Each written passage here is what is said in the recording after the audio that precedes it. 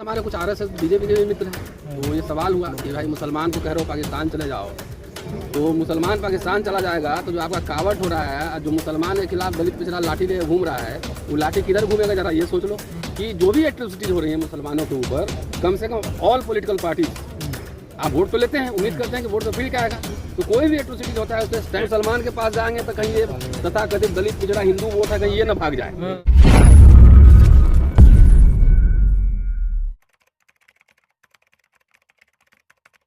किया कि एक भी डिप्टी सीएम मुस्लिमों का नहीं है। बात हुक्मरानी की तो बहुत दूर की है, लेकिन अभी डर के साए में मुसलमान जी रहा है, कैसे उभरेगा?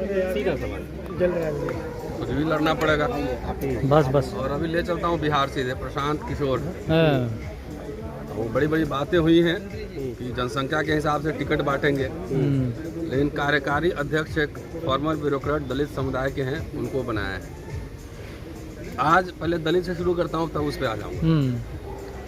देश में 28 सूबा है और ये केंद्र शासित राज्य भी, एक जगह भी एक भी दलित सीएम नहीं है।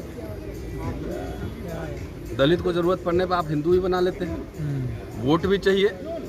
एक भी नॉर्थ इंडिया में एक बड़ा दलित नेता बताइए जिसको कटे क्रॉस रीजन और कास्ट उसको लीडरशिप हो, एक भी नेता नहीं। और ये देखिए अब जो दबाव की राजनीति है ना, सिंबोलिज्म में ही बात करते हैं, वैसे हम सिंबोलिज्म में विश्वास नहीं करते हैं। सीएम भी बना दो, पीएम भी बना दो, तो आज तो देख ही रहे हैं कि पीएम पिछड़े हैं और ट्राइबल राष्ट्रपति हैं, लेकिन ट्राइबल का पिछड़ों का क्या हाल है सबसे छुपा नहीं। लेकिन सिंबोलिज्म भी अगर करना है तो कम से कम एक दलित सीएम तो देश में होना चाहिए कि नहीं होना चाहिए? तो दलितों का वोट चाहिए, लेकिन दलित सीएम दलित लीडर नहीं चाहिए, दलित एमएलए एमपी चाहिए, दलित वोट चाहिए। नंबर 1। नंबर 2, मुसलमानों की हालत थोड़ा सा मैं ईमानदारी से कह देता हूँ, थोड़ा सा ज़्यादा खराब है और वाकई मुसलमान समुदाय सहमा हुआ है। अभी नवरात्रा का समय है, आप सबसे मेरी गुजारिश है कि आप मेरे घर से आओ, वहाँ से आप झंडे वाला तरह रास्ता तय करो, और जितने गाड़ी में डीजे बज रहे हैं, बड़े बड़े साउंड बज रहे हैं, कहाँ पे बज रहे हैं, उस पर डांस कौन कर रहे हैं और बजा कौन रहे हैं, इसका जरा सामाजिक सर्वेक्षण कर लो आप। उसमें कौन लोग हैं? पिछड़े दलित हैं और पिछड़े दलित ही हैं। कावड़ आपने देखा, उसमें कौन लोग जाते हैं? तो हमारे पास हमारे कुछ आरएसएस बीजेपी के भी मित्र हैं, तो ये सवाल हुआ कि भाई मुसलमान को कह रहे हो पाकिस्तान चले जाओ, तो मुसलमान पाकिस्तान चला जाएगा तो जो आपका कावट हो रहा है, जो मुसलमान के खिलाफ दलित पिछड़ा लाठी ले घूम रहा है, वो लाठी किधर घूमेगा जरा ये सोच लो।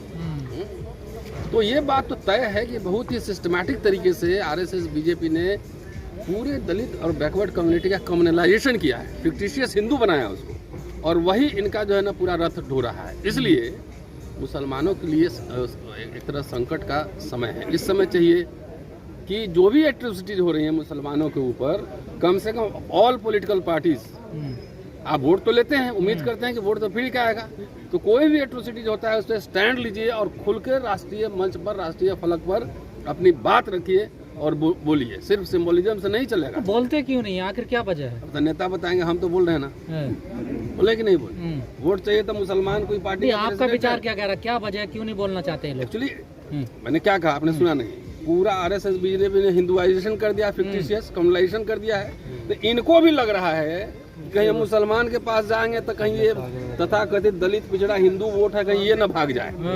ये है चक्कर ना, मतलब वो भी हिंदू के रास्ते पे ही है। हाँ, तो इसलिए हमारे नेताओं की दोहरी जिम्मेदारी है, एक चुनावी जिम्मेदारी है और दूसरा कल्चर के लेवल पे जिम्मेदारी है कि इन पिछड़ों को समझाए कि तुम वोट देने के लिए और लाठी चलाने के लिए हिंदू बन जाते हो, और जब यूनिवर्सिटी में प्रोफेसर बनना होता है, जब नौकरियों में आरक्षण की बात होती है, तब तुम पिछड़े बन जाते हो। तो इसलिए पहले तय कर लो कि क्षत्रिय हो कि पिछड़े हो, और यही बात दलित समुदाय पे भी लागू होती है कि आप जो चले जाते हो वहाँ उसके कम्युनल वायलेंस में मुसलमानों के खिलाफ आपको भड़का देता है, तो तय कर लो कि आप अनुसूचित जाति हो, दलित हो कि हिंदू हो, और हिंदू हो और क्षत्रिय होगा तो रिजर्वेशन छोड़ दो, फिर जाओ हिंदू बन जाओ। फिर तो जब आपके हक हकूक की बात आती है तब तो आप पिछड़े और दलित हो जाते हो, और जब हक हकूक की बात नहीं है, जब वोट लेना है खाली लाठी चलाना है, तब आप सेकुलरिज्म।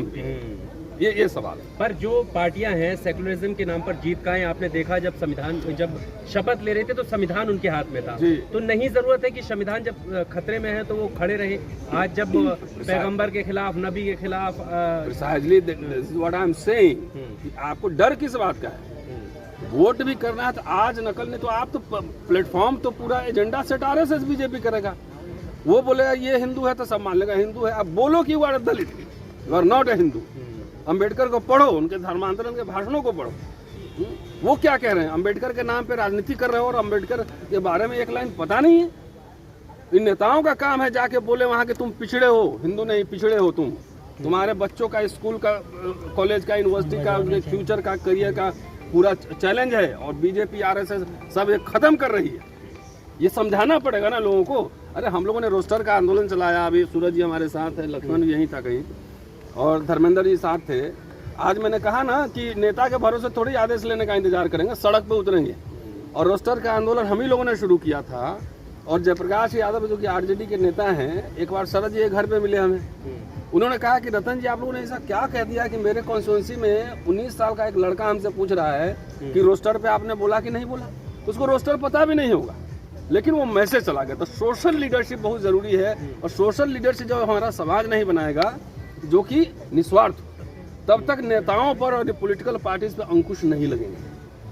सेकुलरिज्म का सवाल उतना ही इम्पोर्टेंट हमारे लिए है और ये तमाम बड़े नेताओं जो हैं। आप कह रहे हैं कि हम नेताओं के भरोसे नहीं रहेंगे, लेकिन मुस्लिम समाज है वो तो नेताओं के भरोसे, वो तो बोल ही ये नहीं कह रहा हूँ कि नेताओं के भरोसे, आखिर पार्लियामेंट में तो नेता ही उठाएंगे ना। लेकिन हर काम के लिए नेता को ये नहीं करेंगे आप ही के भरोसे, आप जब बोलेंगे तभी हम चाय पियेंगे। जब हम लड़ेंगे तब नेता की आवाज निकलती है। जब आपको याद होगा 2 अप्रैल का आंदोलन हुआ तो रामविलास जी को संसद में बोलना पड़ा कि नहीं बोलना पड़ा है? अभी जो वर्गीकरण पे था तो अभी तो लोगों ने ही लिखना शुरू किया था, तो बहन जी को बोलना पड़ा कि नहीं बोलना पड़ा।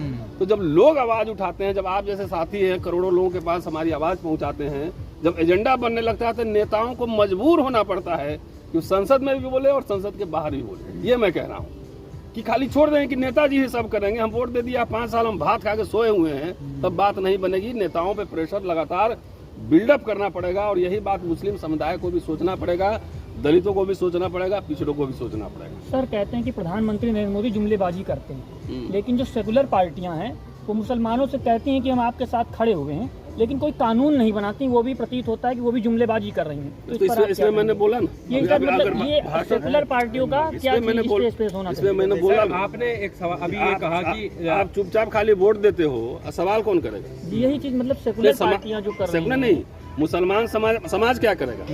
अगर नहीं बना रही है तो हल्ला उठाएगा कि नहीं उठाएगा? अपने लाइक माइंडेड लोगों से बात करेगा कि नहीं करेगा? करना पड़ेगा ना, कि खाली वोट दे के आप 5 साल सो जाएंगे? नहीं सर, मेरा कहने का मतलब आपने कहा कि प्रदेश के इसी से जुड़ा हुआ सवाल था। जैसे अभी आपने कहा कि समाज को उतर के आना चाहिए, समाज जागरूक होना चाहिए। जब समाज सामने आता है, उतरता है, तो उसका तो घर फूट जाता है, घर पर बुलडोजर चल जाता है। अगर वो समाज के मतलब जागरूकता नहीं आता है तभी बुलडोजर चल जाता है। इतना मत चिपकाओ, इतना मत धकेलो कि हम दीवार में चिपक जाए। जब दीवार में चिपक जाएंगे ना तो पीछे हटने का कोई रास्ता नहीं होता ना, तो सामने पे टक्कर ही मारता है लोग। सर यूपी में जो है जिसको आप इतना दबाएंगे तो जब दीवार ही में चिपक जाएगा तो अल्टीमेटली उसको टक्कर ही मारना पड़ेगा ना। सर्वाइवल के लिए तो टक्कर मारना पड़ेगा। तो इसलिए समाज को चाहिए कि नेताओं पे बुलडोजर तो चलना ही चलना है, ऐसे भी चलना है। ऐसे कौन अमर होने आए हो?